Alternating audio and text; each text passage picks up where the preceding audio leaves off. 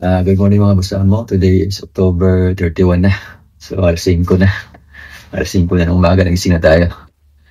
Fix ko lang yung new stocks natin. Yung the Accent. 2011 to 2018 model.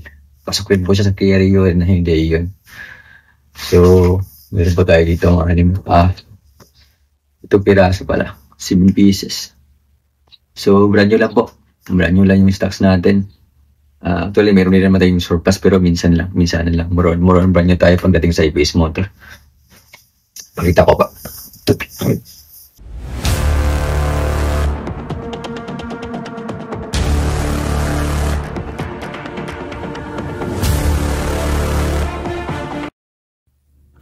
Yan. Ito po yun siya.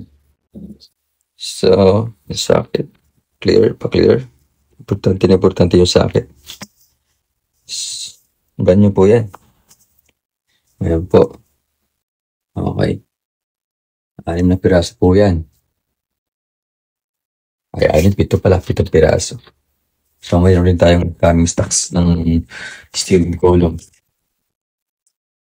ng The City. And mag-i-stock pa rin po tayo ng Ford. Mga Ford ang opinions. Stoner. So, mayroon tayo ditong Honda Civic FC. 2. Tsaka Honda City BRV. Just Bilio. Okay. Yun lamang po. Salamat.